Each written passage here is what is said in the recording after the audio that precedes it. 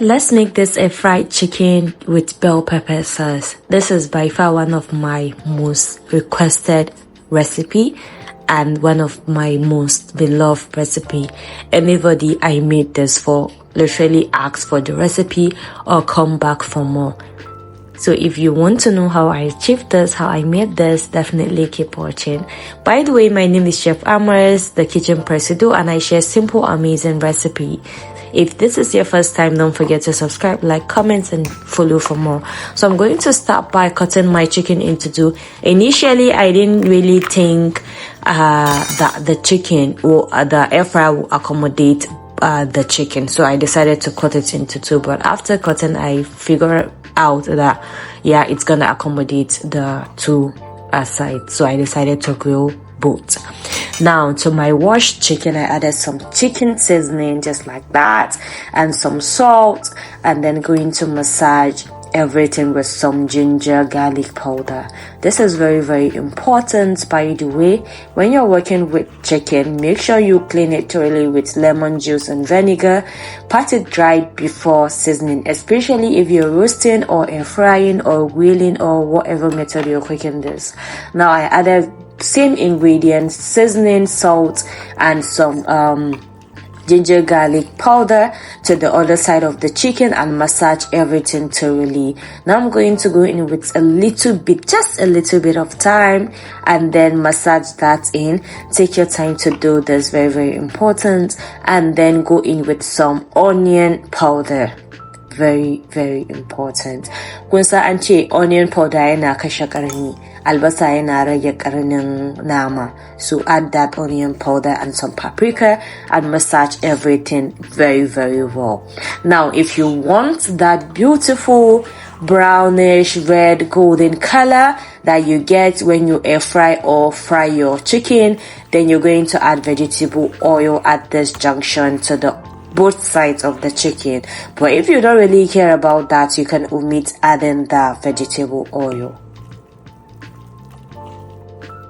Now after massaging everything thoroughly, you can either put this in the fridge and allow it to marinate for like an hour, 2 hours, 5 hours or so, depending on the time you have, even 30 minutes. Okay, well man, I do not really have the time. I just pop that in my air fryer and then I air fry this in my Buchi Mix air fryer. This is the air fryer bowl.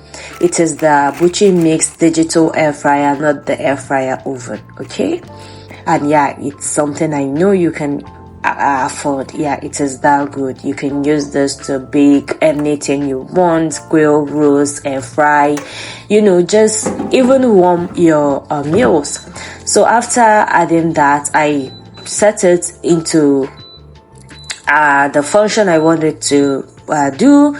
It comes in different presets: roasting, grilling, anything you want, baking, and the likes. So after putting that in my air fryer, I proceeded to make the sauce. Now in my pot, I added some vegetable oil, some onions, some curry, and then I'm gonna go with a little bit of thyme. What I'm doing here is actually building flavors. Yeah, you don't just dump everything together at once. You allow some particular ingredient to do its work before adding others. Now I'm going to fry this on medium-low heat. You don't want to put high heat because you don't want to burn the spices. You need to do this on low heat. Now I've already crushed some pepper mix. It is a mixture of bell pepper, habanero pepper, and some chili pepper. Obviously, you know how we do it here.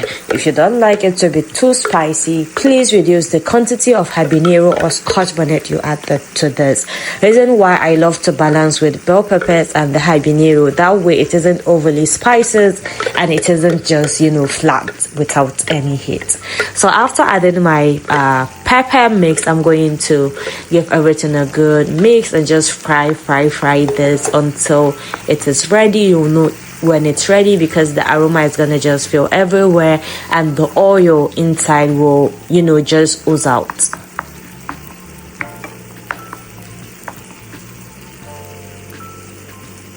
And now it is time to season the sauce. I added some seasoning, some salt. You can use anything you like here, but just keep it simple. I added some ginger garlic powder, some paprika, and that's literally it. This is gonna bank. Like, this is amazing. These few spices I mentioned, it's a must-have in every kitchen, and it's gonna like elevate your cooking from, like, let's say 30 to 80. So after mixing everything thoroughly, as you can see, my sauce is well fried from the quantity of oil on top. Now once I achieve this, I'm going to go in with my other ingredients, and in this case, since it's a bell pepper sauce, we're going to add some onions, a lot of bell peppers. For the bell peppers, for the onions, I use both white and red onions. You can just use red onions because it is spicier, and gives it more flavor or depth than the white onions. And then I added my mixed bell pepper. In this case, I used yellow, green, and red. And then at this junction, when I tasted this, it wasn't given by zappy. There was no heat, so I added some chili pepper, to make it a bit spicy, and then give everything a good stir. Now you don't want to overcook this because we added onions and some bell pepper, but we still want this to retain a bit of crunchiness. So after adding the bell peppers and the onions, I allow that to stay for about 30 seconds. I remove from heat. Now this is what our chicken looks like. It is well cooked, well fried, and so juicy. Let's plate this together. In a large plate, I assembled some lettuce, I added some sauce on there, and then I added the chicken on top. Now, after putting the chicken on top of that lettuce and sauce, I'm gonna cover the whole chicken with some of that sauce, and that's literally it, guys. Sometimes presentation is very important. Like I always say, people see with their eyes first before even taking a bite. So make sure whatever you're giving, whoever, even if you're cooking for yourself, take your time to just present everything, make it look presentable, make it look appetizing, and that's literally it. Bye.